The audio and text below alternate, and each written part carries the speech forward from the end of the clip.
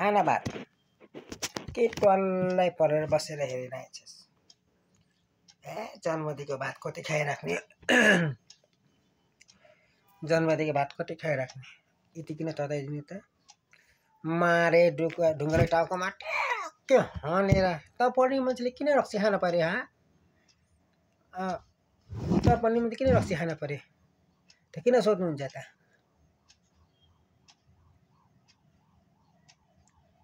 अनि तिम्रो यो अमेरिका जाने के कुरा हुँदैछ टेन्सन छ हो लाइफमा तँलाई के को टेन्सन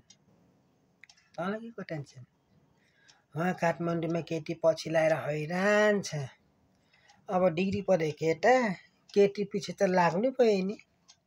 केटी कस्तो जातको हो तल्ला जातको भएपछि त म लिन दिँदैन त्यस्तो केटी चाहिन्छ आफै खोज्नु मलाई त के छ र यता सुन त बहिनी मेरो छोरा बमे पनि आएको छ कता तिमीले मेरो छोरीसँग बिहा गरे हुन्न खै दिदी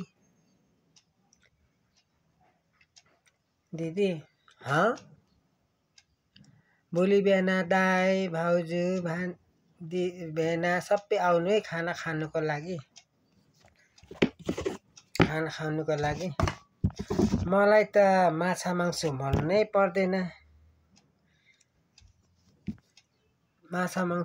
पर्दैन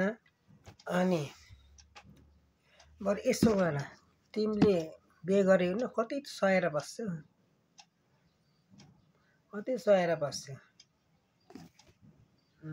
यता आउ त नानी भन्नु तिमी मेरो बुहारी भन्छौ कति जिस्कान सकेको हैन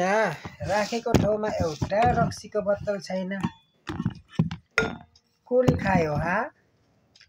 तैँले खाइस् के रक्सी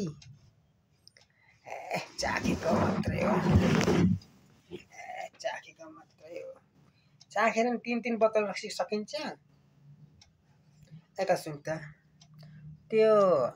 तल्लो घरको जुनीको छोरीलाई तैँले मन पराउँछस् यस्तो कुरा मसँग नगर्नु के मलाई मन पर्दैन जस्तो घर तैँले त्यो त आयो फकदै गर त्यसको बुढीले साह्रै मन पराउँछ अरे हेर्नु चुनावमा त्यसले हरान्छ चुप गरेर हल्ला नगर तेरो बाउको भरोटी हो